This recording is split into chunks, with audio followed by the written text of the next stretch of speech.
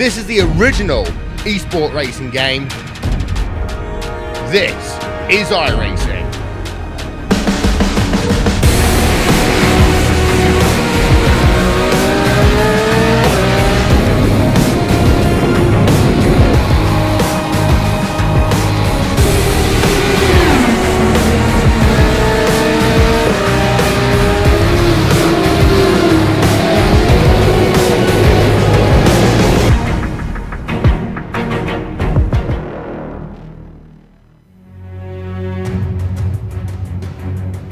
Adelaide or Melbourne. Normally when Formula 1 heads down under, the drivers find themselves up against the challenge of a street circuit. Here at Phillip Island, however, there is not a wall to be found. There's green grass and pristine beaches surround this racetrack. But for these drivers, and the batteries not included championship, the goal remains the same. They're going to want to keep it on the grey stuff if they want to keep their championship charge going strong with just 4 rounds left to go after today.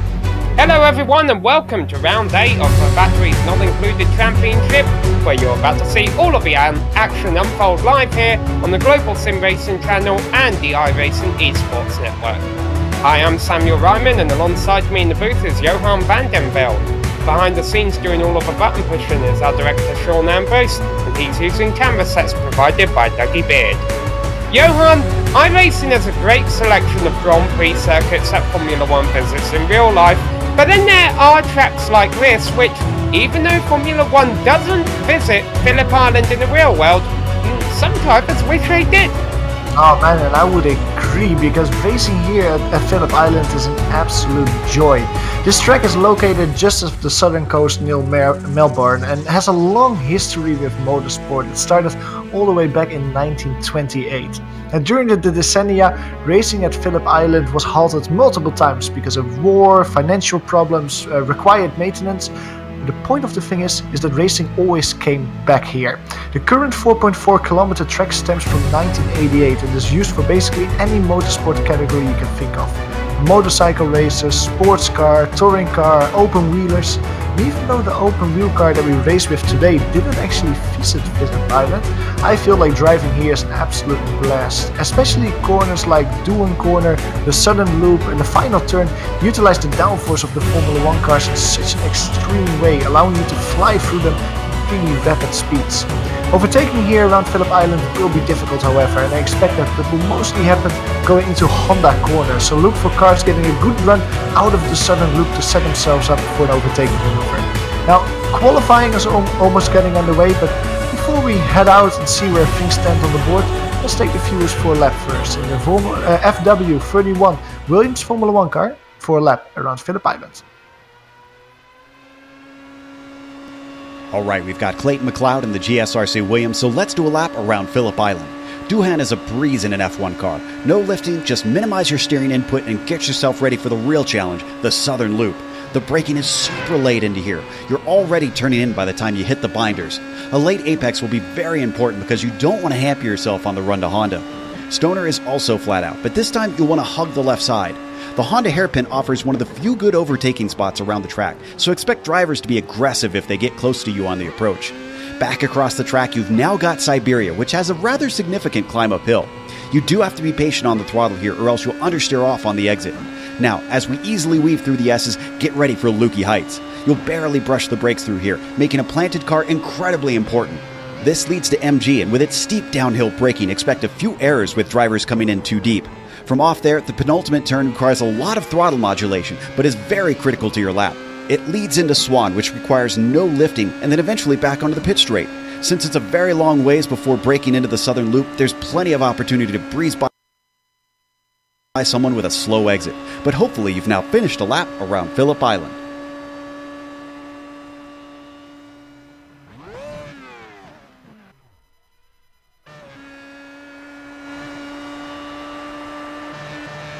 Another great hot lap there from the GSRC archives. We have a lot of them: oval racing, open wheel, stock car, road course racing.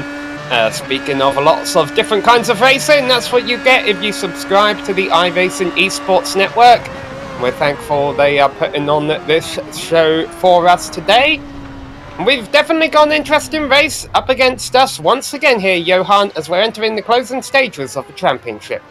Yeah, let's quickly see what it's all about here at Phillip Island. We already mentioned it. This is round 8 of the 12-round championship. In the batteries not included championship. Now, as you can see, there's 4 watermarks. You'll see it soon in the points. That means that the 4 worst results of each driver will be removed from the championship contention. So 4 drop weeks this season. The race length here in Australia is 45 laps, and the drivers will use open setups. That means that they can tweak it just to their liking to really conquer this circuit in Australia. They will do this with a 67% fuel tank, which means that they have to come in once to make a pit stop. There's no incident cap, so they can, well, get incident points, but they cannot abuse it. The admins will keep an eye on that, and the points are official iRacing points. So they will take a look at the strength of field, take a look at the amount of drivers here, and base the points on that. With the SOF of 2600 here at Phillip Island, I think that the victor will get something around 130-140 points for winning the race here.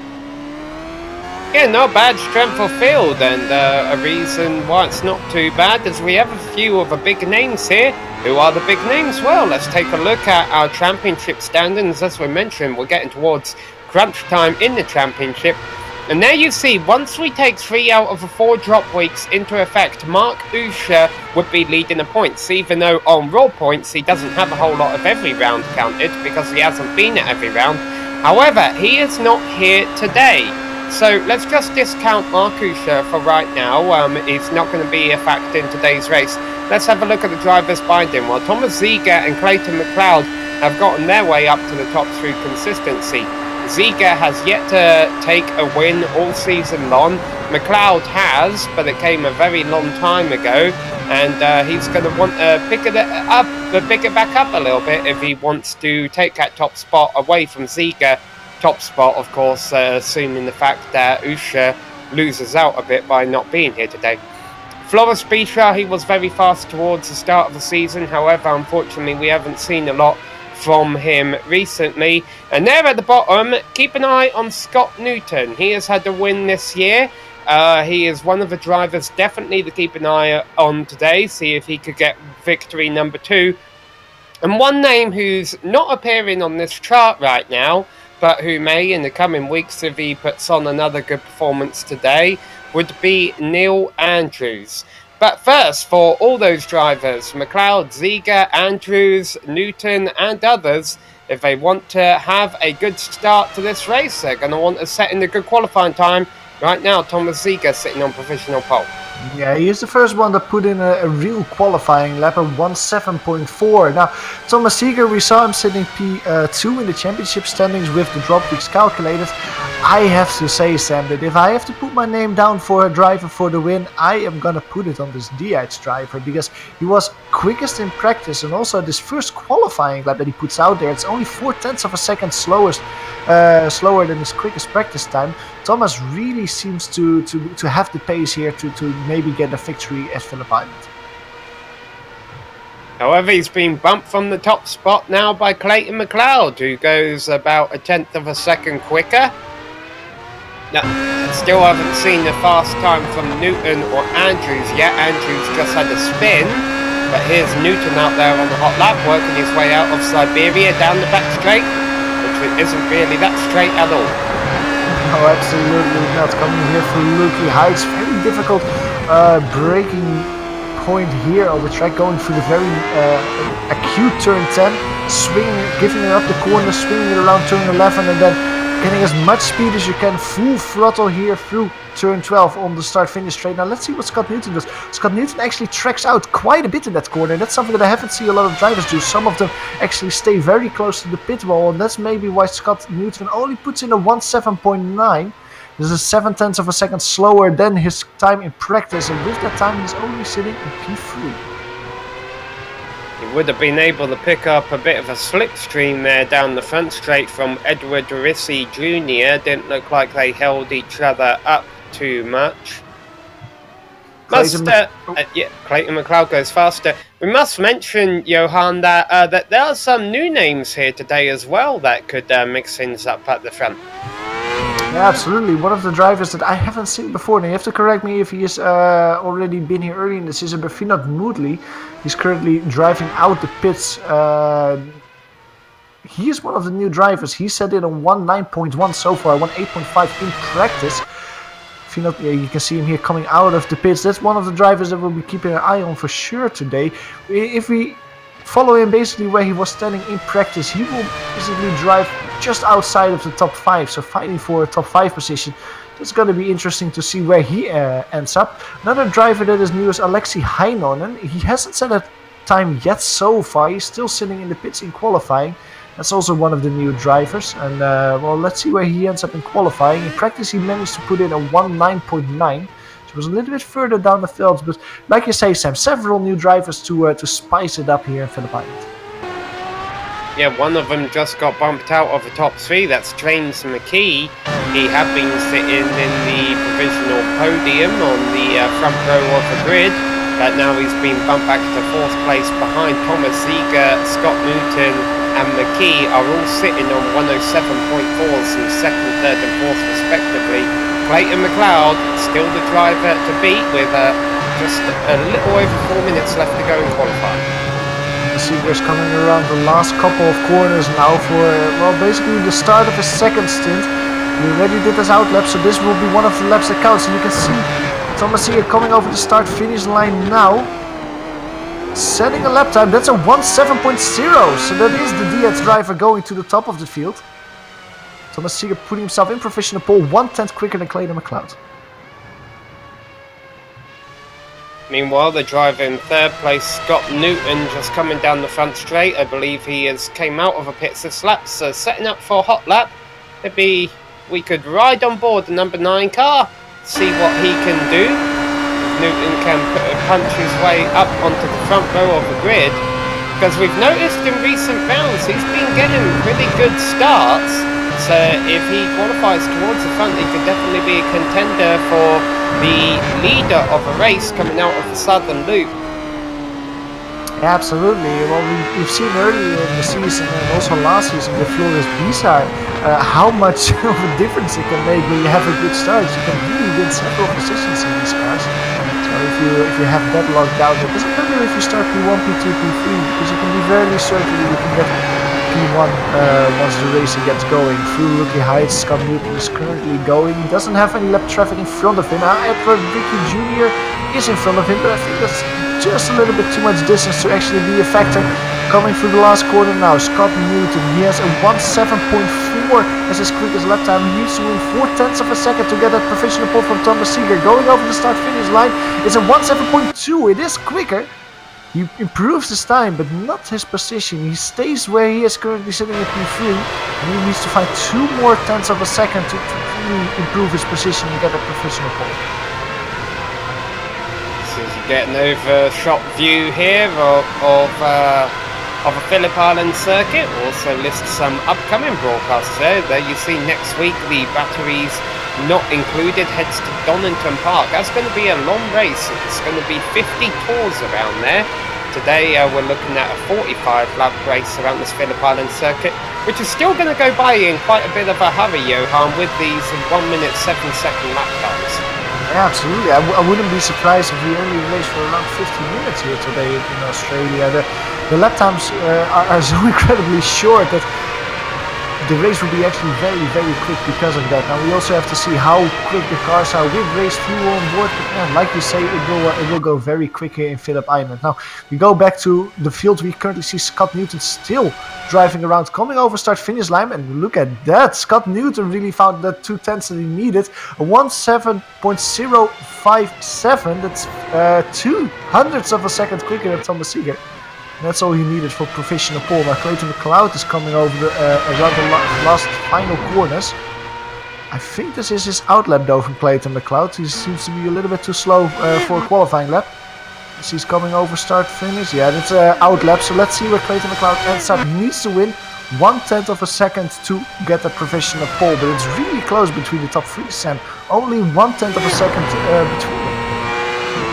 Yeah, and as Chris Moretto was on the track ahead of him, even though Moretto's down 6 on the grid, he's also running 107, so it shouldn't be an issue as far as traffic is concerned. Speaking of how close the field is here, Saunders all the way down in 9th place at a 1:10. He would have to win a couple of seconds in order to jump up any positions in that number 148 machine. It didn't happen that time around. Here's one of our stronger, newer contenders, James Mickey. We mentioned there were a lot of drivers sitting on the 107.4 a moment ago. They all jumped up. He jumps up too, but remains in 4th place with a 107.199. Now the checkered flag is out. He should still have enough time for another lap. And currently coming out of a final turn, we have Moretta, but not too far behind him. We also have McLeod crossing the line, staying in 3rd position.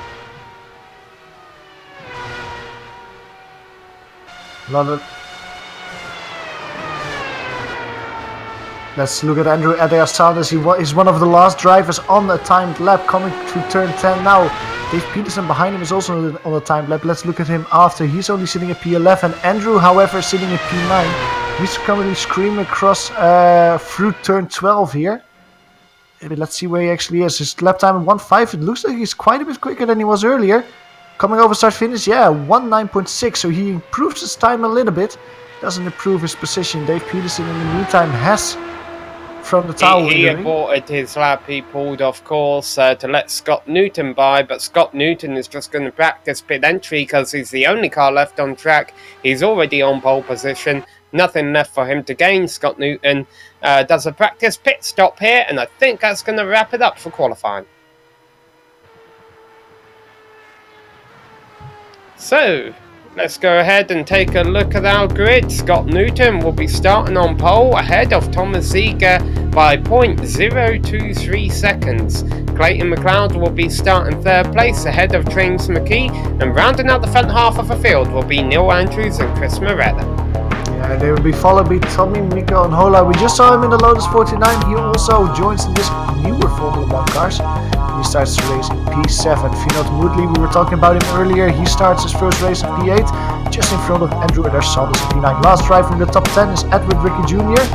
And row 6 of the field will be filled by Dave Peterson in P11 and Alexei Haidon in P12. Alright, so as the field gets gridded up here, what do we have in the way of starters? Some drivers have proven better at it than others throughout the year. And I've got to be honest, Scott Newton in recent rounds, I think he's been picking up his game in that department. It might be hard to beat him into the first corner. Ziegler, McLeod and James McKee will be starting behind him. We have no idea how McKee's going to be off the line.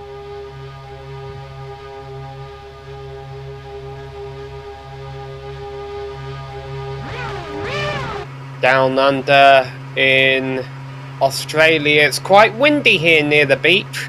It's actually helping keep the track cool a little bit. Not exceptionally high track temperatures. Could affect these drivers through the first couple of turns. They might have difficulty getting these tyres up to temperature, especially as a lot of our field just sitting on the grid right now waiting for one more car to get gridded up before we can go racing for 45 laps here at Phillip Island. Scott Newton will have the inside line into the first corner. Thomas Ziegler will be starting on the outside. And the lights off and away they go. And it's a great launch by Newton and a horrible launch by Ziegler. He's going to get eaten up alive for 2nd place before they ever get to the first corner. Scott Newton has a track to himself. Side by side still, James McKee now on the outside of Thomas Ziegler through Southern Loop. Thomas Ziegler backs out of that one, so it's McKee that's winning the position. Behind them, Tommy Nhola being put under pressure by Andrews. And a horrible start. Very close. We also see him move Chris Moretta taking a look on the inside of Thomas Ziegler, who's dropping down. Thomas Ziegler defends that, immediately sends it on the inside of James McKee. Cannot find a way past. Going through Siberia now. He is on the outside. And he won't be able to get by there, and he isn't able to get by there. Oh, that's Onhola. Yeah, but he had a moment behind him, but recovered. Yeah, he had some contact with New and Andrews. Luckily for them, I don't think any of them are damaged though. So they can both continue. It's stretching out a little bit though in the top 5. All drivers single file at this point of the race. We also see Edward Ricky Jr. sitting in the pits. He was one of the drivers that didn't get away. He actually was standing still and stalled on the grid. Let's see if he actually comes up later in the race. But as it stands, all single file is the complete lap 1 here at Phillip Island. Yes, unfortunate there. Obviously, some kind of hardware issue for Edward Ricky on the opening lap of the race. But Scott Newton has already opened almost a 1.5 second gap over Clayton McLeod and James McKee, who both picked up a spot off the grid at the expense of Thomas Ziegler, who did not get a good launch. He dropped from 2nd back to 4th. That's where he stopped the bleeding ahead of Chris Moretta in 5th. You mentioned Neil Andrews did not have a good start. He's worked his way back under the 6th place, and now there's contact. Ziegler trying to get a bit aggressive move going on McKee. He's still trying to pull this off on the outside of Siberia. Wow, what a dive bomb that was going into Honda corner, but he kind of made it stick because now through turn 8, it is James McKee with the preferred racing line. Chris Moretta can get by him as well. He takes a little look immediately on the inside of Thomas Ziegler, cannot get by him, but it's James McKee getting overtaken twice in a couple of corners where he kind of cannot overtake Seb. And that 2nd place wasn't exactly hard fought. Chris Moretta and James McKee are teammates, and now Moretta has a nice round on Ziegler. He's going to try and take 3rd place from him. There's not a whole lot Ziegler can do to defend that on the front straight as they blast by at 190 miles an hour into the 1st corner, where there is absolutely no lifting whatsoever, and now they have to really well it up to get through the southern loop though. Moretta, our new driver, in 3rd place.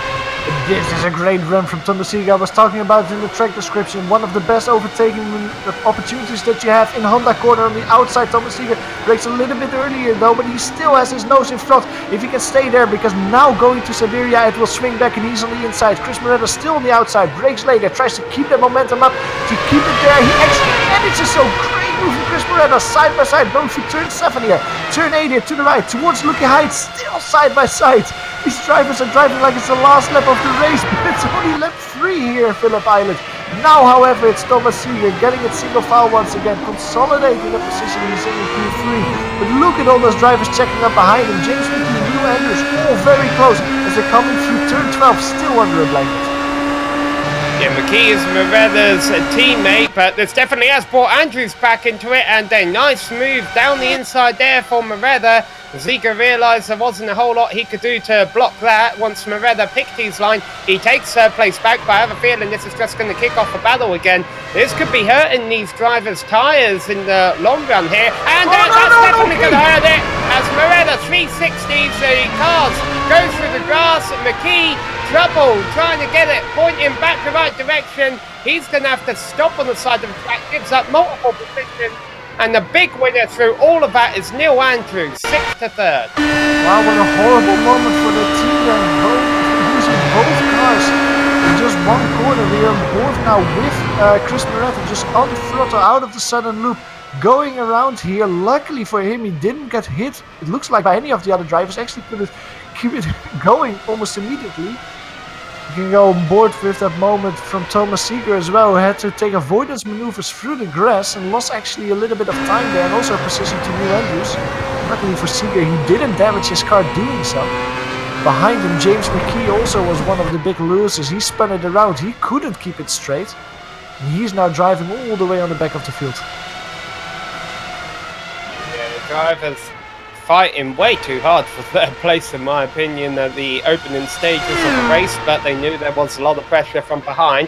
So back up in 3rd place now, Neil Andrews. He was able to get through all of that because he didn't really have to take much evasive action to get by. However, Ziegler is back up to full speed. He's looking down the inside of Andrews, and he's got his podium position back, or maybe not, because Andrews is going to cross over on the exit and try and retake that position, but it's not going to happen right now. So Ziegler back up to 3rd, Andrews in 4th, and then the drivers behind have also gained spots out of this. Moodley is up in 5th, Peterson is up in 6th. Battle behind them, that's the one for P5. Moodley being put under pressure by Dave Peterson. Tommy Mika on Hola is looking feisty behind him as well. Finn is currently driving in P7, but he can sniff P5 just in front of him, going through turn 11. Set himself up for turn 12. This is not really one of the biggest overtaking possibilities that you have because there's no braking going in turn 1. There's not really a position to make a difference there. That's why you see most overtakes happening in Honda corner, a little bit too stretched out. Try and move here. You really have to set yourself up. In front of them we can see Thomas slightly driving away from Andrews. But Dave Peterson is trying to set himself up a little bit through southern corner, southern loop. It seems like it's just a little bit too far, Sam, to try and move in Honda corner. Dave Peterson has to get a slightly better run to have a look at P5. All 12 starters still in this race, by the way, as Peterson gets a nice run on Moodley here. And what we need to make note of there is that Edward Ritchie Jr. did join the race, but he's a couple laps down in 12th position. Everyone else, of course, still running okay, because despite that scare we saw a few minutes ago, everyone was able to avoid it without contact. And boy, very close racing there as Unhola goes down the inside and Peterson almost loses it. And that's going to cost Peterson 2 spots as Chris Morella goes by and up into 7th. Great overtaking maneuver of Tommy Biconhola there, trying to get it pass done through Licky Heights and going into turn 10. Let's go on board with Peterson. Exactly what happened there. You can see that car of Unhola's appearing on the right side here. Just on throttle, a little bit too happy trying to recover that position, slightly spinning it around. Luckily for him, he kept it reasonably in a straight line. So he only loses 1 position. He's currently driving a P8. Meanwhile, up front, Scott Newton continues to lead this race, but not by a whole lot over Clayton McLeod. Newton really got a great launch off of a line, and he has been helped out substantially by all this scrapping going on behind him. However, even though Newton built up over a 1 second lead on the opening lap, he has not been able to make that gap any more than 2 seconds at any point during the race. Clayton McLeod definitely keeping him honest in the early stages. Absolutely, but I think that the battle that's starting to form is happening behind him. New Andrews is just not quick at this point of the race. He's doing 1/10 for the last few laps in a row, while 3 drivers behind him are comfortably doing 1:09. So it seems like Moodley, Unhola and Moretta are just slowly catching New Andrews, who currently driving in P4. He still has a gap of around a second to Moodley, but that gap is diminishing quite quickly at the moment. This time around, New Andrews did, however, pick up the pace a little bit, but he's not extending his lead to the rest. He's staying around the same pace, same gap as Moodley, as Unhola and Moretta behind him are closing down the gap. All the way at the back of the lead lap, we've had a pretty good battle going on for 10th place. Jim McKee just got it from Andrew Adair Saunders recently, and to be honest, so my guess is he's going to start pulling away from him. Let's not forget, McKee was running up towards the front not too long ago until he had that big spin, and was really being the driver who came off worst off of all of that. He dropped all the way back to 11th, he's back up to 10th. Only 25 seconds down the road of our race leader, though. There's still a lot of positions to be gained. He did a move in going into Licky Heights last time around, and this time around it was almost Tommy Biconhola trying a move into Licky Heights, because he had a little look on the inside of Moodley. Didn't get a stick, however. Going to turn 12 in the final quarter, he has a great run in the draft, getting closer and closer, chewing down the deficit. Take a little look in the inside. You cannot make a move there with the lack of a braking show, but you have to try it here in the southern loop. He backs out of it, knowing that the braking isn't sufficient there. Trying to follow here through the southern loop. Oh, look at how close the fin is there. Great run, less than the car length. Looking on the left, Moodley sees him there. He will be on the outside here in Honda corner, but the inside for Siberia. Under braking, Moodley outbrakes himself, goes on the grass. Tommy Biconhola gets the position. Moretta gets the position. Dave Peterson almost gets a position as Moodley loses 2 positions by braking himself and taking a little spin through the grass.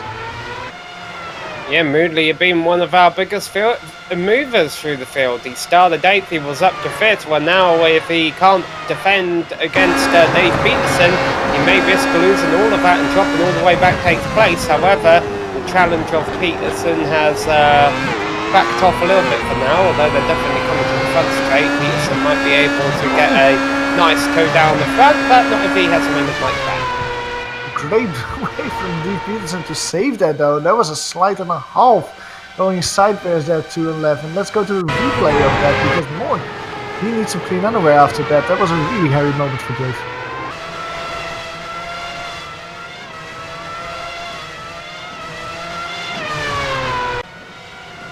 He's still behind Phillip Moodley. I think that Dave Peterson just has to consolidate a little bit. He's driving in no man's land. Looking around the field, most of the gaps between the drivers have stretched out a bit, except the battle for P4. I was talking about it earlier. Neil Andrews is being reeled in by Unhola, who's now having clear air in front of him. Chris Moretta, who's also looking very feisty after that little trip through the grass he had earlier. Definitely could be a battle brewing in the upcoming laps. It's still a little ways away from pit strategy becoming a factor. However, something that could happen, particularly given the amount of slides we've seen in the first half of the race, is some drivers could start to suffer from tyre wear a lot more than their competitors, because there are drivers such as Neil Andrews. We keep talking about how he's in 4th place getting charged down. But I don't really think I've seen a mistake out of him yet, or a hard-fought fight, and I wonder if that's actually going to help his tyres in the long run here.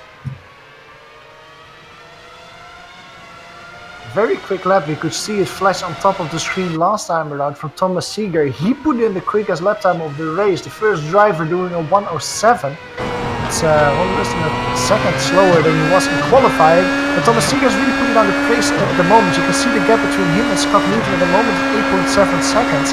The last few laps he has been slowly eating away that gap by a few tenths per lap to Scott Newton, especially to Clayton McLeod. Now I think that Thomas Seeger is mostly looking at Clayton McLeod, who is his direct challenger in the championship battle. And it seems like the D-Edge driver at this point of the race is quicker than the Canadian. Moodley was just in the pits to get a bit of front wing repair. I wonder if he might actually be able to make it all the way to the end. It's early on in the race, but maybe his hand was forced also due to some damage. Now we pick up Dave Peterson again in 7th place, running a couple of seconds ahead of Alexei Heinonen. These were the drivers who started at the very back of the field. Peterson, it didn't look like, got a lot of practice in. He was making a couple of mistakes during this session's practice session, so maybe was still learning a couple of braking markers. But so far, he's worked his way up ahead of half of the field. Although Alexei Heinonen didn't set a qualifying time at all. And he was halfway decent in practice though, so he elected to start back there. It'll be interesting to see where these two end up at the end of the day. I think that Alexei Heinonen is also one that's just really learning this track, learning this car while he's racing this race here at Phillip Island. In practice he did a 1:09.9, which was reasonable, basically back half of the midfield. He didn't set a lap time in qualifying. Then when the race started he was doing 1:11s, 1:10s, so he gets very loose there on the exit of turn 11. That will hurt him a little bit. But for the last few laps he's been consistently driving 1:09s and a 1:08 last time around. With that mistake that he had in turn 11, I don't expect this lap time will be so quick. But it seems like Alexei Heinonen is just trying to learn the car, finding more and more pace and just really improving and working his way through the grid there. Even with the mistake, however, he only did a 1:09.5, so still a very quick lap time from the thing. He was just getting quicker and quicker as the race went on. Speaking of mistakes, it was one out of Tommy Unhola last lap. He's been able to recover, but he has lost a position out of it.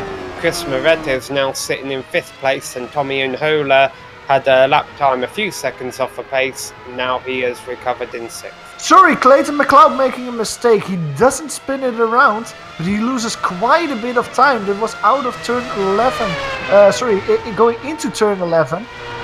We go to a replay of that incident. Half spin, and he had to brake the car to not spin it into the wall. And we were talking about the gap between him and Thomas Seeger. This will really have hurt him there. We can see him here on track going through Lukey Highs. You can see him braking, going on the throttle here, and then just little tank slapper sliding away. And luckily for him, he could save it, could continue, but the gap between him and Thomas Seeger has shrunk from 6 seconds or around 6 seconds to only 2 seconds. And that wasn't a position he gave up on track. That was the lapped car of Vindov Moodley, who actually just did the pass-through in the pits. So not really sure what's going on there. Tommy Unhola is off again. I think he kept out of a wall, but he was parked up right next to the wall. This one costing him a lot of time. And unfortunately also, again, a lot of dirt on these cars. Yeah, we'll go to a replay of it. I do think that the Finnish driver touched the wall. Not very hard though, so might have only minor damage that he can quickly fix during the pit stop. Just a little tank slapper there, going out of sudden loop. Not able to save it. Just tack soft into the tire barrier. Now he got it underway again. Let's actually see if he actually comes into the pits now for his pit stop. We of course have 14 laps done so far this race, basically 1/3 of the race done. So this actually might be the point, Sam, that you can think about coming into the pits for your first pit stop. Tommy opts out to stay out for now. Probably wants to wait for the moment that actually the pit window opens to come in. Moodley once again comes into the pits. Yeah, this is the third time he's been down the pits this race. Unfortunately, things not going Moodley's way. One thing I'm keeping an eye on is a battle for second place here, Johan, because obviously Clayton McLeod lost a lot of time when he had that off. But Thomas Ziegler, last lap, even though they both had a clean lap last time around, was able to eat up almost another second into that gap. So Thomas Ziegler could be thinking about second place on track. And let's not forget that these are two of our big names in the championship hunt. Absolutely. I think that the driver here that comes out on top between McLeod and Seeger is the one that leads the championship going out of Australia. So this is a really important battle that we see getting closer and closer. Coming over start finish this time around, the gap between them is only 0.8 of a second. Seeger doing an 8.2, McLeod doing an 8.8. So that's 0.6 gains in the advantage for the DX driver.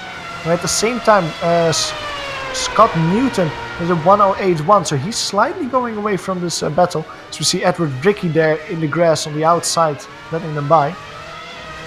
Thomas Seeger is really reeling in the Canadian at this moment, Sam. I wouldn't be surprised to see a very hard-fought battle for the lead of the championship heating up. Of course, the average speed around this track is so fast that it might be difficult for Ziegler when he catches up to Clayton McLeod to be able to drive in his aero wake. However, as you mentioned, Johan, we are approaching the part of a race where if you can't pass him on track, maybe you could make something happen on pit road. Obviously, this is a great passing opportunity when they get out onto the front straight. The key is trying to stick your front wing right up under the gearbox of the car in front going through the final couple of corners. Yeah, but what you say about the aero wake, you're 100% right. That's really going to be a factor, especially if both drivers are basically getting everything out of this Williams Formula 1 car as they can. It's so difficult to really make a difference then on track. It's going to be very difficult to drive very close. I think that this is one of the closest that this battle has been, however. Just a few car lengths that was. With Thomas Seeger and Clayton McLeod taking different driving lines through Honda corner. A little bit of traffic in front of them as well. Phillip Moodley once again after his pit stops. He's currently driving 2 laps down the order. He might be a factor in this battle as they're going through Lookie Heights. Braking here for turn 10. Going through turn 11, turn 12. This is not where you want to have a car right in front of you as Clayton McLeod actually spins it around. Half spin, and that is position gate for Thomas Seeger. Now behind him, New Andrews cannot get away by. He's too far behind, but that is battle over already with the Canadian spinning once again coming out of turn 10. It's a small spin, but it was also a huge spin. Clayton McLeod only losing 1 position from this mistake. We've seen a few mistakes today that have gave up a lot more than 1 position. However, the problem for Clayton, that position could have been critical in that championship fight against Thomas Ziegler.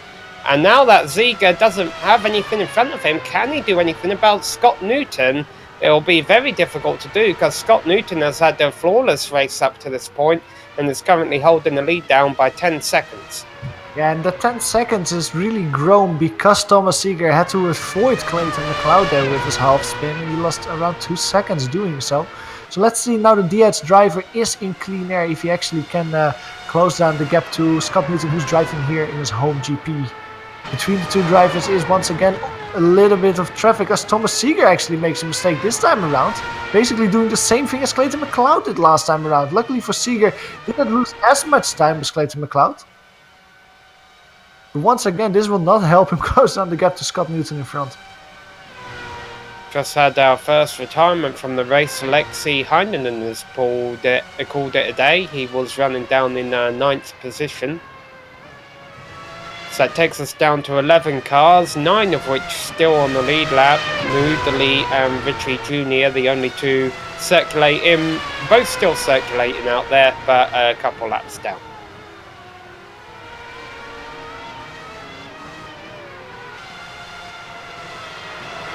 So Scott Newton, he's been very fast throughout the season. He's also been a little bit mistake prone. Fortunately, haven't seen any of those out of him today. Even if he did at this point, he might be able to recover, still have the lead. He's approaching the halfway point of this race, and we should not count him out of a championship hunt. There's still several rounds to go. He still has a pretty decent ranking in the championship, and he is a driver who shows up consistently. So if Ziga or McLeod run into difficulties today or in future rounds, definitely keep your eye on the driver of this night. I think one of the greatest strengths of Scott Newton is his qualifying pace. Every race that he has started this season, Scott Newton managed to start from the front row, and you can see that also in his results. Of course, he had 2 races where he scored slightly worse, in Montreal and in Mosport, where he only finished P8, but the rest of the races he just can consistently finish on podium positions, and that's mostly because of his great qualifying pace that he can also translate going into the race. And you can see the gap now between him and Thomas Seeger. It just increased to 13 seconds. It also almost means that Scott Newton at this point can just really consolidate, maybe even slow down his pace a little bit, knowing that doesn't matter if I lose half a second per lap, I'm still gonna finish in front of the rest. He's really dominating this race and also controlling it out front. Oh, and Dave Peterson has spun from 6th position. That's cost him 2 spots now. He drops back to 8th. He was being pressured a little bit from behind by James McKee, who's trying to work his way back up through the field after his earlier mistake. And yeah, just a spin off through the grass, and actually a bit of a wall there for Peterson. Luckily for Peterson, it is lap 21 at the moment, so if he actually has some damage and he feels a lack of downforce compared to before, he can come in and take his pit stop, change that nose and then get going again.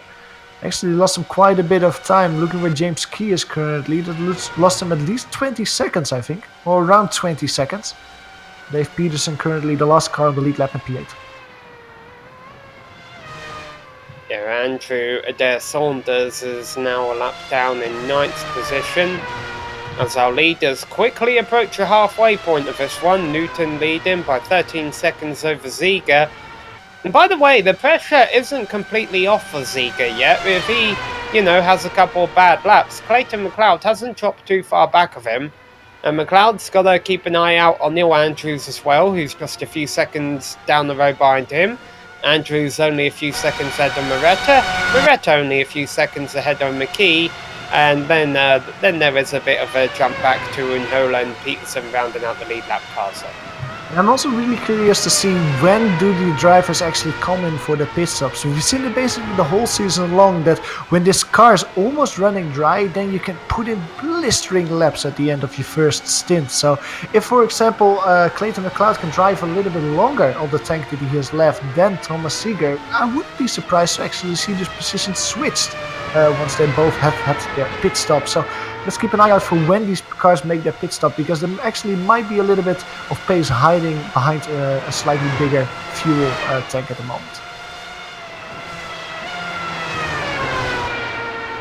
And as we keep mentioning now, championship contenders running in 2nd and 3rd, let's not forget the point that we made right at the top of the show, which this isn't a bad strength of field for these guys. About 2,600. There's a lot of big points on the line, and the fact that Ziga's sitting handily in 2nd place right now could be worth something in the championship. And it looks like we've got the first of our leaders coming in as Chris Moretta brings it in from 5th position. Yeah, he's coming through the field now. I will imagine that Chris Moretta will fall back to around P8 behind Dave Peterson. Of course, Chris will get these positions back once he gets going again and everyone has made his pit stop. He was around 5 seconds behind Neil Andrews, around 5 seconds in front of James McKee. He's currently standing up the jacks, getting some new tires, getting refuel and getting going again. Let's actually see where he comes out. Where's Dave Peterson? Oh, Dave Peterson actually came in for his pit stop as well. So Chris Moretta coming out, resuming the race in P7. This probably means that the pit window is really open now. Dave Peterson, we saw him having that little spin, maybe some front wing damage. Coming in for his pit stop now. He gets going again as well. He actually is 1 lap down at this point of the race. Actually gets overtaken by Andrew Adair Sanders. So Dave Peterson has to resume the race in P9. Now Thomas Ziegler coming in from 2nd place. He'll be happy to get off those tyres after that trip through the grass earlier when things went south coming out of a southern loop. And this is what I meant earlier with not wanting to take a pit stop too early. You don't want to show that you had an empty fuel tank to start a race with. And if the competitors like Clayton McLeod or maybe even Neil Andrews can put in some quick lap times, Thomas Seeger might have to fight his way through the field again once they come in for the pit stop. I don't think there really seems to be consensus to this race as to whether they're using the short pit exit or the long pit exit. I've seen some drivers doing it one way, other drivers doing it the other way. As into the pits comes our race leader, Scott Newton. Shouldn't be any reason to be under pressure here. Dave Peterson spinning it around in turn 10, Moodley having to take avoidant maneuvers to avoid him. Scott Newton is getting ready for his pit stop. Dave Peterson gets it going again, but on cold new tires, just looping it around. Basically in the same place where we saw Clayton McLeod do it early in the race. Let's go back to watching what exactly happened there. We go on board with Moodley. We had a great front row seat to what happened with Dave Peterson here through turn 10, just losing it in the middle of the corner. Having to take a little trip through the grass to avoid him, and luckily for all drivers they can continue. But this hurts Dave Peterson, losing a little bit of time in his battle with Andrew Sanders. So our new race leader is Clayton McLeod. Obviously he has yet to pit, as we see McKee making a pit stop there. But this is what we used to see McLeod do back in his championship winning days and race winning days, and who knows, we could be seeing another championship come to him in about 4 more weeks' time. Is that he's been good at going long during the first stint of the race, so maybe not necessarily setting the world on fire at the start of a race, but having the race come back towards him in the second half. And we saw this demonstrated brilliantly last week by Neil Andrews, who almost won, almost beat Usher using that strategy. But obviously, I think the race win is a little bit too far out of a question for McLeod today, because Newton has just had complete control of his field. But if McLeod can set some pretty quick times right now with the lighter fuel load and with no traffic, could he get second place back from Thomas Seeger? Good thing for him is, well, I wanted to say Tommy Miko and Hola is gonna hold up Thomas Seeger a little bit. At the moment I was saying that the Finnish driver comes in for his pit stop, so that's actually good news for Thomas Seeger, who otherwise had to find a way past on Hola to have some clear air in front of him. Now Thomas Seeger is right behind Scott Newton at 16 seconds of clean air. We kind of have to compare some lap times. Last time around, Clayton McLeod a 1:08.8, Thomas Seeger a 1:08.8. There was counted around 700ths of a second between the two drivers in the advantage of Thomas Seeger. It's not a lot between them. It really would almost depend then, Sam, on how long Clayton McLeod has to be stationary and how long the refueling will take. Well, also, I mean, even if he doesn't make any inroads currently on Thomas Seeger, Clayton McLeod might be able to do something at the end of a race after he's made his pit stop with really fresh tyres on the last few laps. Absolutely. But I wouldn't, oh man, that's a really good point. But at the same time, I'm also keeping an eye on Neil Andrews behind him, because Neil for the last few laps has just been, well, basically the same pace as Clayton McLeod, slightly quicker.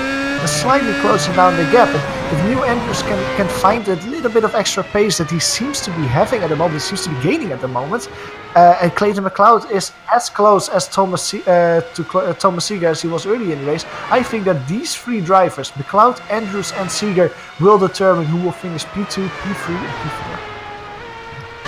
And behind them, in 5th place and 6th place, are the teammates who had a scary moment earlier. James McKee and Chris Morella. It's taken them a little while to work their way back up through the field and get back towards the show up front. However, that's where they sit right now. Unfortunately, I think it's going to have to take a little bit more fortune ahead of them for those two to get up any higher than 5th, as we got action in the pits. Yeah, there's a Canadian coming in for his pit stop, Clayton McLeod. He's getting stationary. Oh, he misses his pit stall! Ooh, that is very, very costly for Clayton McLeod, because he was only 2 seconds in front of New Andrews. And that mistake by overshooting his pit stall will for sure cost him 2 seconds. So he really needs to pick up the pace as he chooses the short pit exit there. He really needs to pick up the pace to try and close down the gap to Andrews a little bit, who is now driving around on an empty tank, so should be quicker.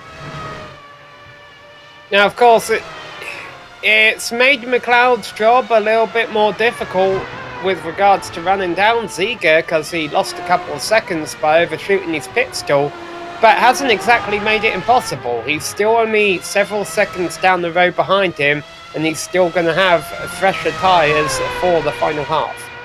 You're absolutely right, but with the new tyres, when he comes in for his pit stop, I think that New Andrews is golden, as he just comes across the line as our race leader, actually, for another lap.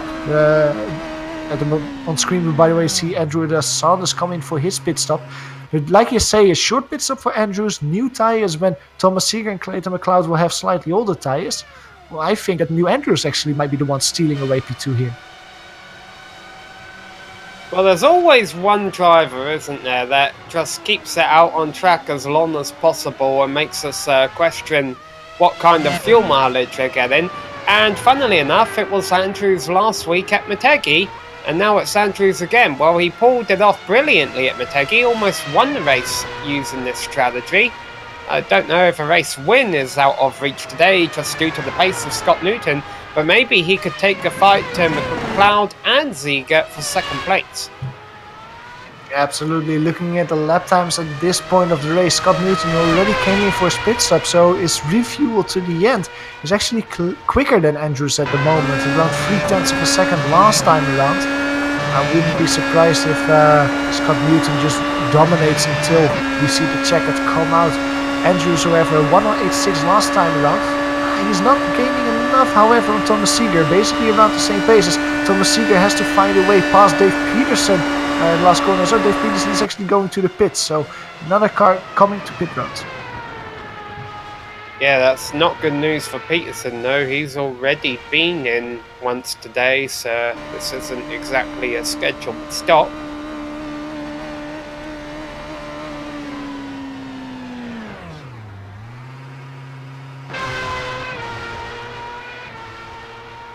I think for the next few laps, we're about to start playing the game, Johan, of saying, oh, Andrews has got to be coming in now. He surely can't have any more fuel on board, and he's just going to stay out for about 10 more laps to prove us wrong. Wow, he spins it around! He's going to spin! That's not going to help his fight for second. I think he will come in now. No, he will not come in now. I was thinking he will come in to change the slightly heat up tires by having that half spin, but he is just determined to continue with that low fuel tank. A 1:11 last time around. That will hurt him for sure. That kind of equalizes immediately that mistake that Clayton McLeod made in the pits. The gap between Scott Newton and Andrews has shrunk immediately to only 4 seconds. And with the pace that Scott Newton had earlier, I wouldn't be surprised to see Scott Newton on the rear of Andrews very soon. Yeah, Andrews lost 3 seconds with that slide. As you mentioned, he ran a 1:11. He had been running 1:08. The gap he had over Scott Newton was 7 seconds. It's now down to 4 seconds. And Scott Newton shouldn't exactly feel like he's in a hurry to get by him. He's got 16 seconds of clean air between himself and the driver who will most likely inherit second place now, Thomas Ziege.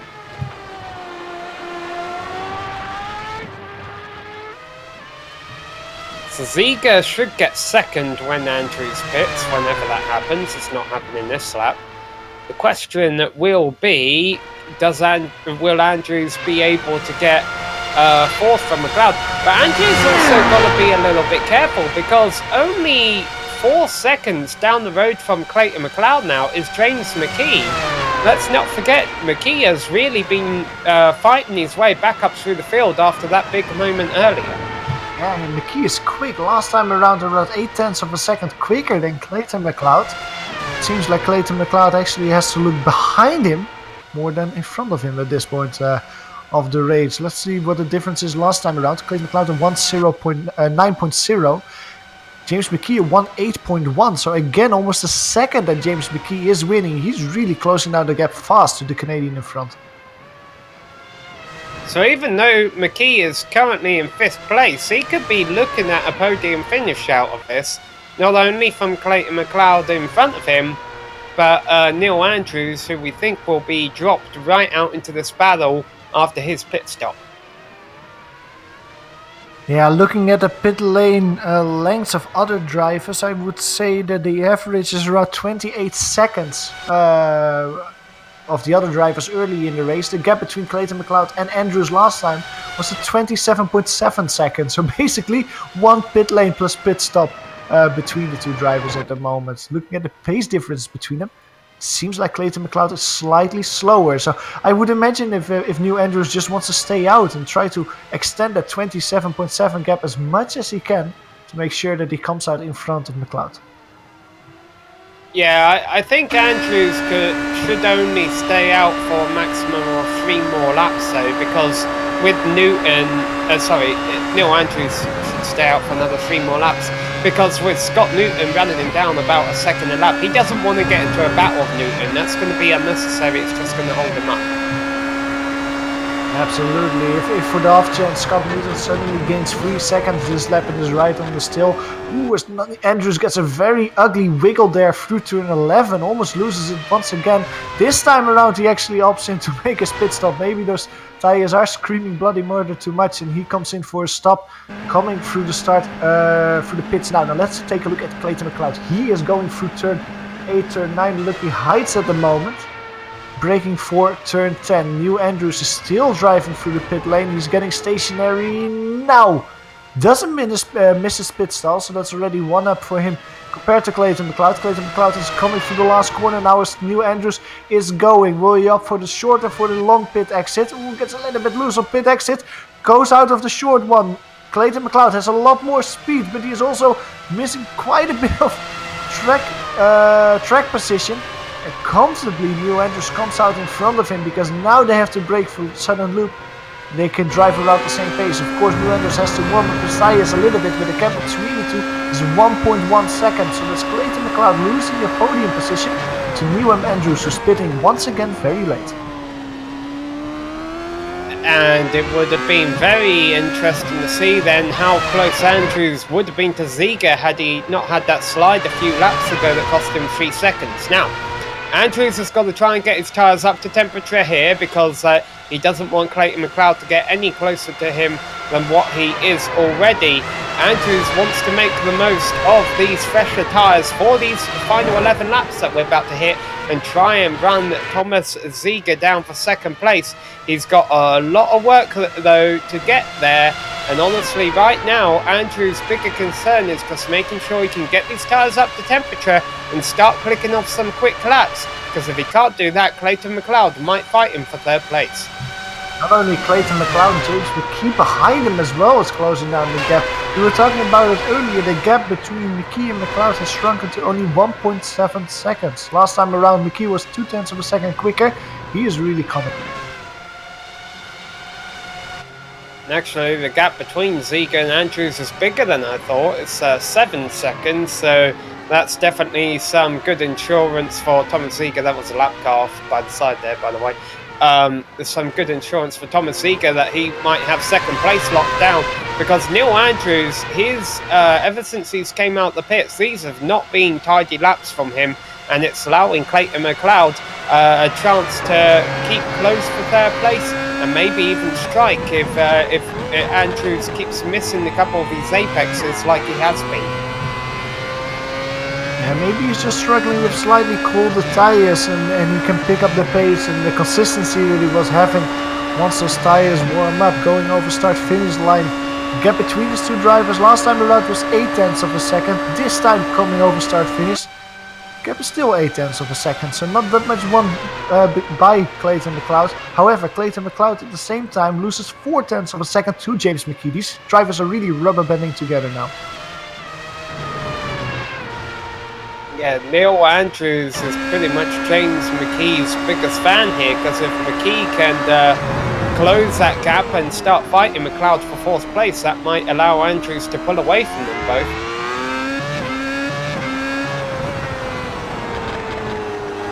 Kudos to the field, even though it's only 12 cars strong, we're entering the closing stages of a race with over half of our starters still on the lead lap. Which was pretty impressive considering this is a short lap around this circuit.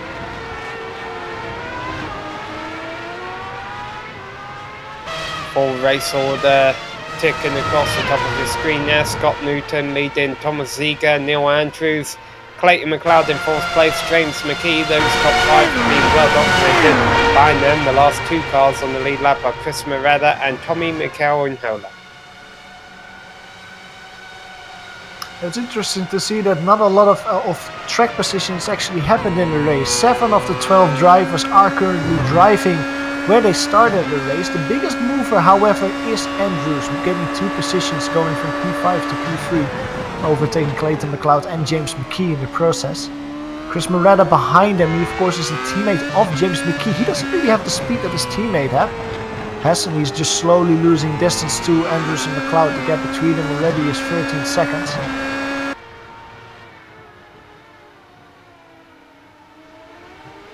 Yeah, the drivers currently running 3rd, 4th and 5th started 3rd, 4th and 5th, just not in this order. Well, they'll have a chance to grab some of those positions back.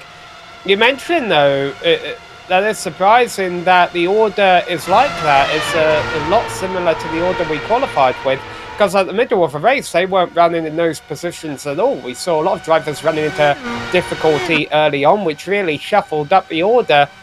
But we have seen some impressive recovery drives today, especially from James McKee. It'll be interesting seeing if he can finish any higher than 5th. Yeah, it's really that.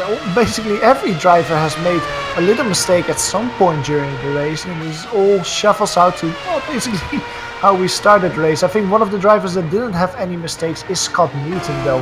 He's really dominating. The gap between him and Thomas Ziegler is grown to around 20 seconds now. Last time around again he was around half a second quicker than Thomas Ziegler, so he's not slowing down, consolidating the pace. He's just really putting the hammer down, trying to be as consistent and as quick as he has been all days long. Scott Newton just clicked another lap off the board, so that there's only 7 laps left to go for him now. He'll be in a hurry to get this one under his belt. It's going to be a great day for him in the championship, also getting another win added to his tally.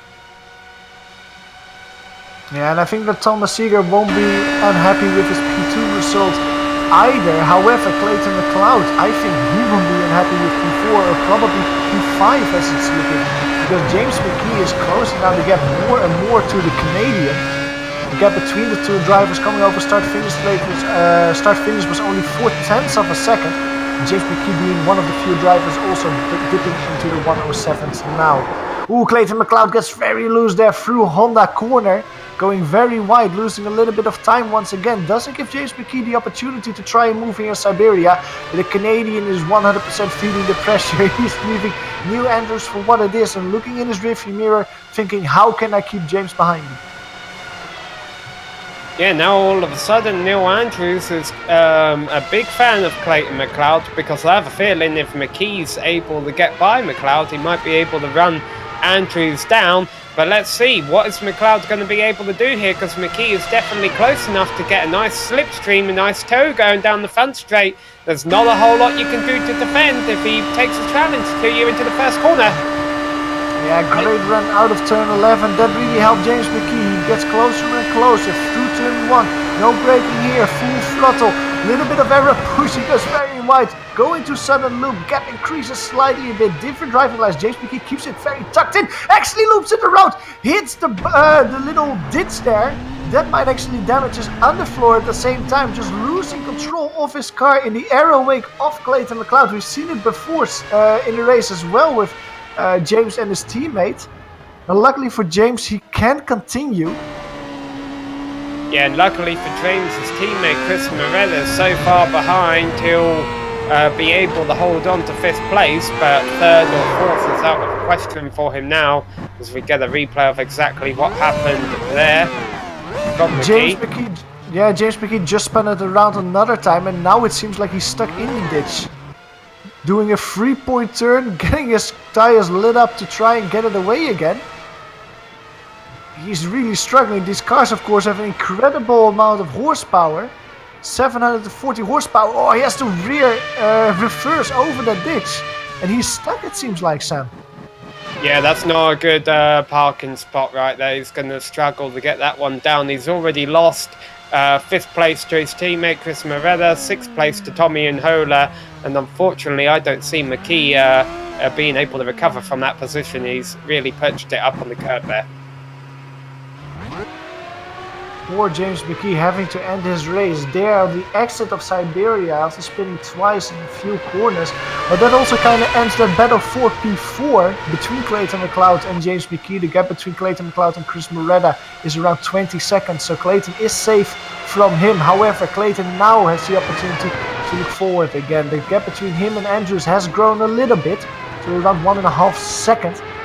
Let's see if Clayton McLeod, without the pressure of a car behind him, can close down the gap to the person in front. Yeah, I definitely think this could be a battle in the closing 4 laps here for 3rd place, because Clayton McLeod now just has to worry about the car in front of him. That being said, Neil Andrews is clicking off some fast times of 108.2. McLeod is able to match that with a 108.2 himself.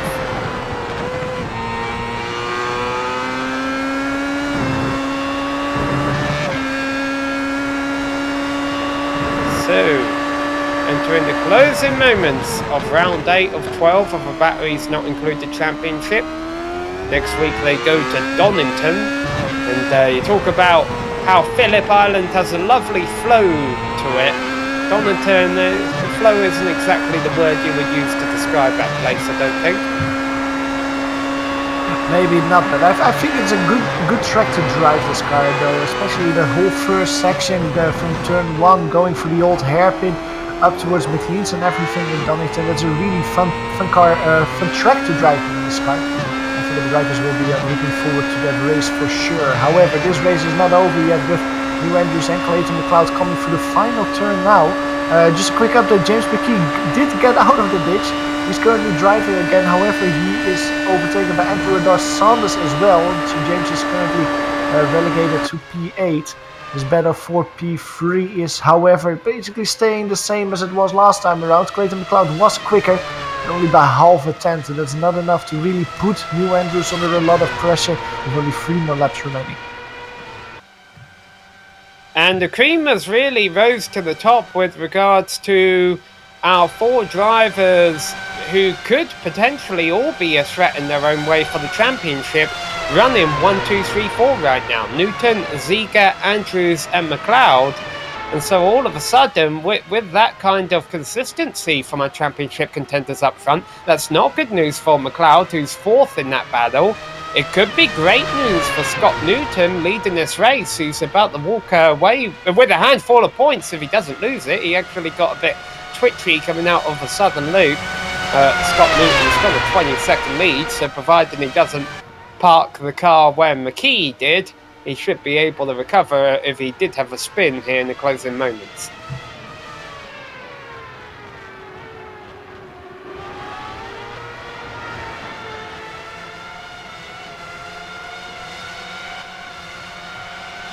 Just 1.5 laps left to go for Newton, separating him from what should be his second win of the season. His first came at Suzuka. He seems to be quite good at these flyaway races. He got a podium finish at Motegi just last week, and now he is 1 lap away from getting back to the top step of a podium. The battle for P3 in the meantime between Andrews and McLeod really isn't heating up at the moment. It seems like Andrews is just driving away. He has found enough speed to keep Clayton McLeod behind him. Last time around he actually was 1/10 of a second quicker. It seems like Clayton McLeod just has to set up for P4 and that will hurt him quite a bit in the championship standings. If I calculated correctly, Thomas Seeger, without winning a race so far this season, will grab the lead in the championship. Definitely going to be a good day for Thomas Seeger, but shaping out to be a great day for Scott Newton. He hasn't had a completely incident-free season. He's ran into mistakes in a few rounds throughout the championship. Towards the start of the season, he wasn't always good at starts off the line. I recall there were a couple of races he didn't get the best starts. However, he seems to have put all that behind him, because he got a great start today. He has driven a flawless race, and today, without question, the driver of the day is Scott Newton, who takes the victory here today at Phillip Island. James McKee is happy though behind him. Even though he finishes 1 lap down, he was wiggling in the same way as Scott Newton was coming over the line. Probably happy he finished. Thomas Seeger, I think, will wiggle a little bit as well on this chair, because with the P2, exactly, there he goes from the left to the right. Thomas Seeger is our P2 finisher here today, and if I'm correct, our championship leader coming out of Phillip Island. Neil Andrews comes home in P3, finishing around the second in front of Clayton McLeod in P4, and then is waiting quite a bit of time for Chris Moretta, who gains 1 position here at Phillip Island and finishes in the top 5.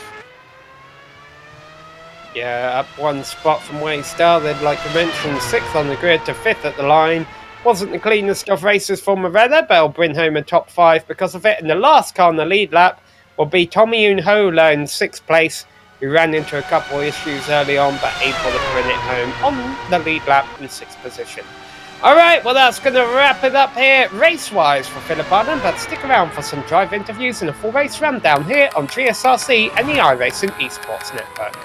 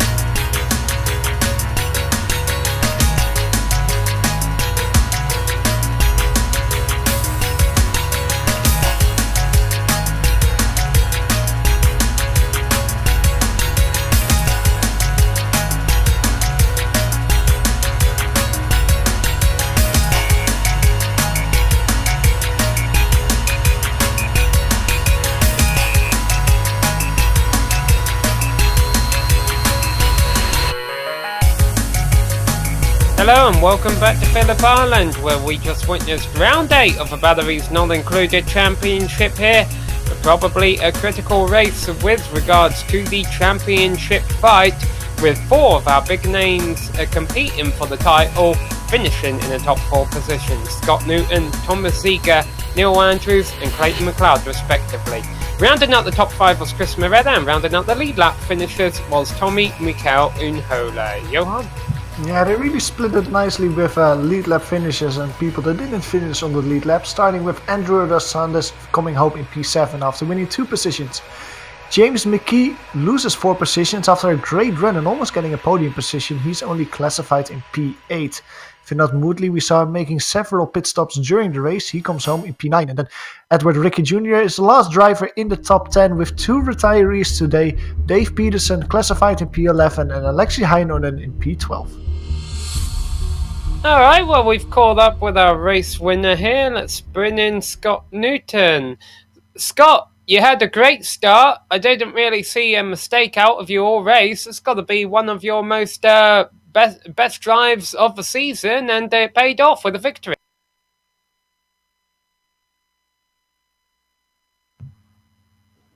Yeah. Got some issues with Scott's microphone. It's showing up as being muted right now. Let's see if we can get that unmuted.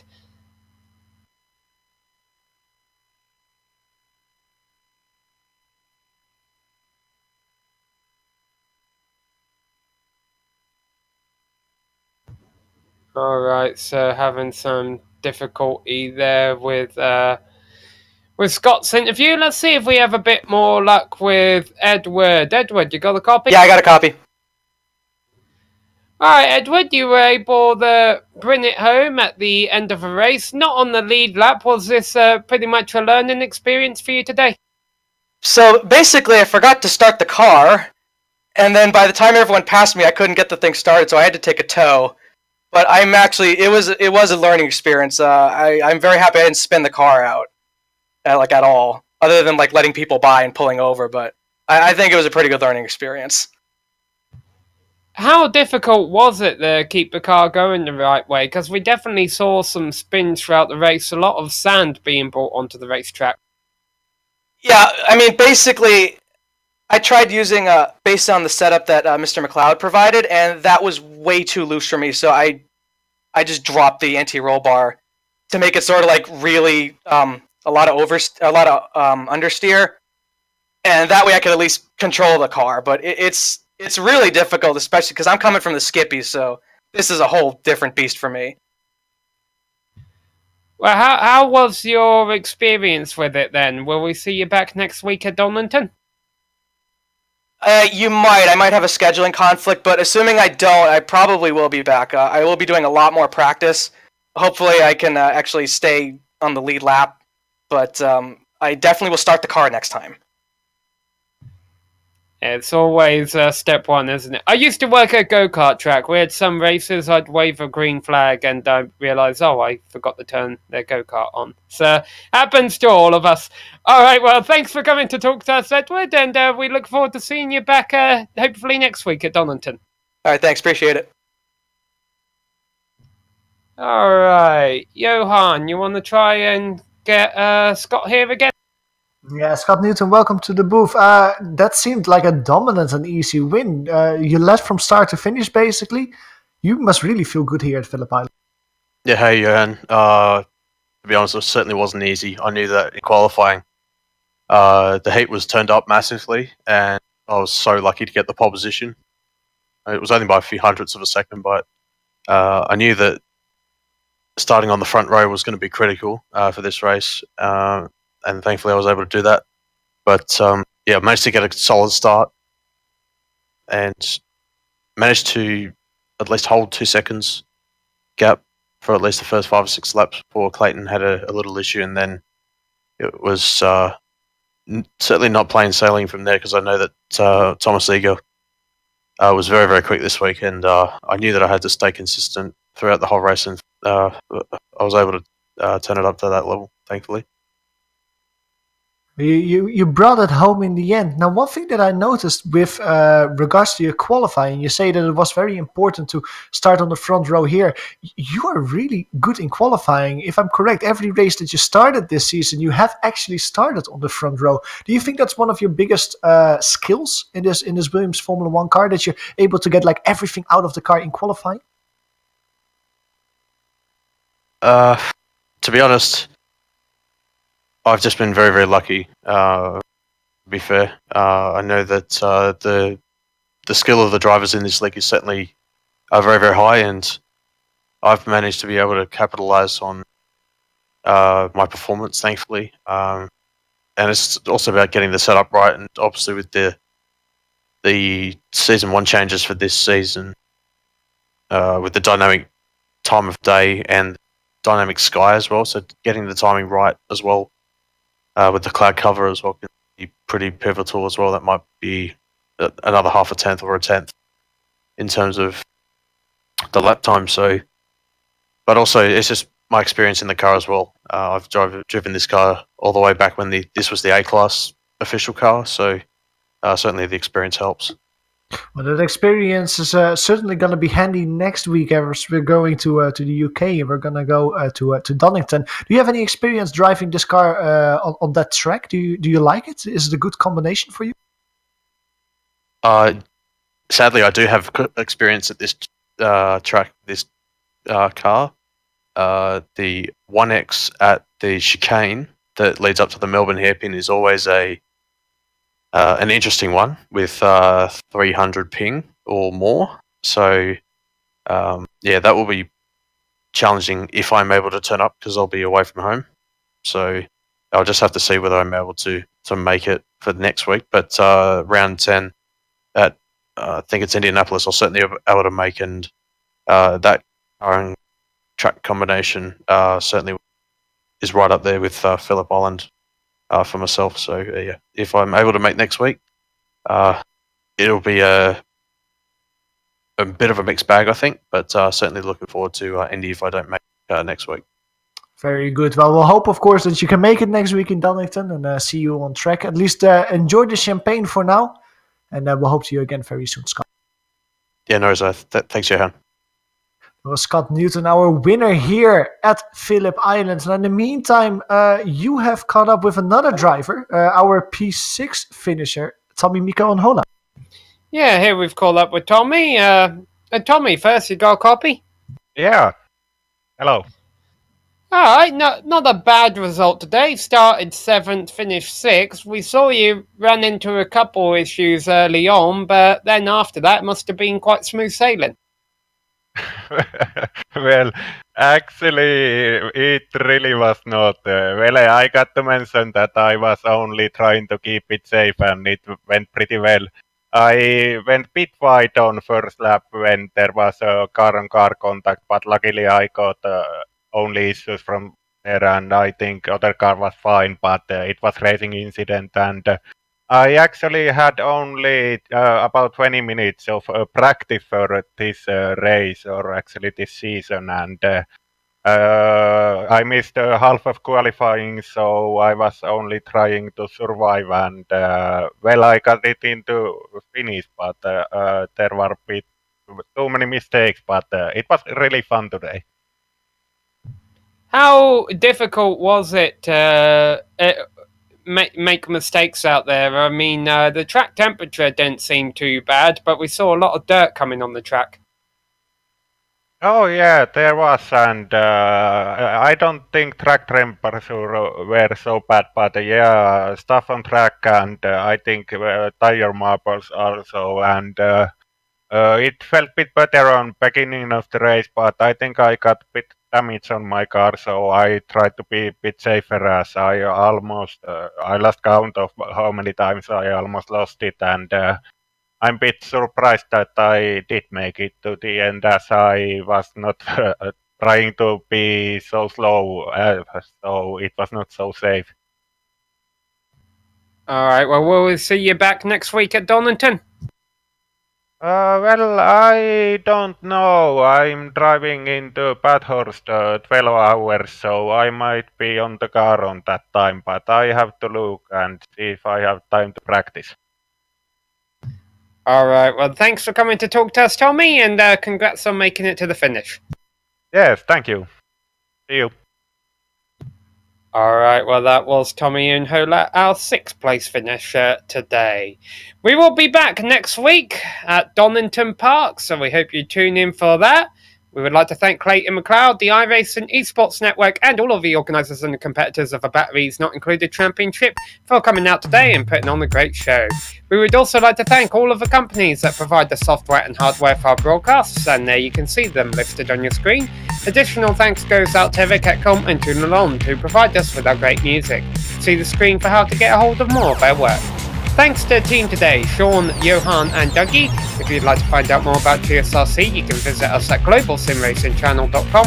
We're also on Twitter at GSR Channel, and be sure to like us on Facebook and check us out on Instagram at GSRC_gram. All of the upcoming races for our other series are listed on screen, so check those out, mark them down on your calendar, and don't miss another second of exciting racing action. But until next time, race clean, race hard, and we'll see you on the track.